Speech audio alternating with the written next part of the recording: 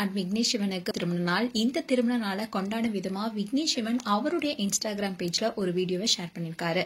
அந்த வீடியோ தான் இப்போ சோசியல் மீடியால வைரல் ஆயிட்டு வருது. கோலிவுட் சினிமால டாப் ஹீரோயின்ல ஒருத்தவங்களா இருக்கவங்க தான் நயன்தாரா. சரத்குமார் படமான ஐயா படத்துல தான் அறிமுகமானாங்க. இதை தொடர்ந்து தன்னை முன்னிறுத்தி கொள்ற கேரக்டர் நடிச்சு இன்னைக்கு தமிழ் சினிமாவில முன்னணி நடிகை வளம் வராங்க.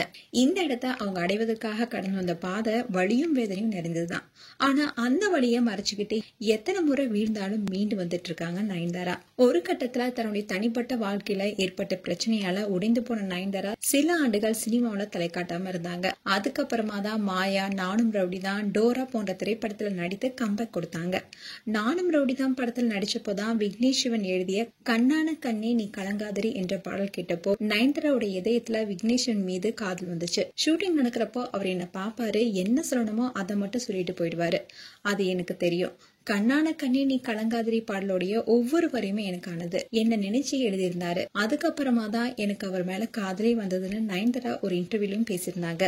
அந்த படத்துக்கு அப்புறமா ரெண்டு பேரும் பல வருஷங்கள் காதலிச்சு 2022ல மகாபலிபுரத்துல திருமணம் செஞ்சுக்கிட்டாங்க. இவங்களுடைய திருமணம் இந்து முறைப்படி கோலாகலமா நடந்துச்சு.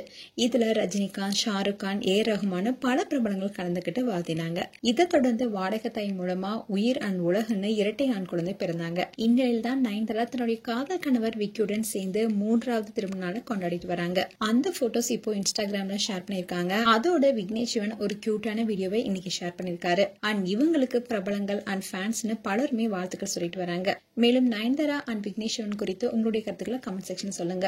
இது போன்ற வீடியோஸ் பார்க்க நியூஸ் தமிழ் கிட்ஸ் சேனலை சப்ஸ்கிரைப் பண்ணுங்க. மறக்காம நோட்டிபிகேஷன் பட்டனை கிளிக் பண்ணுங்க.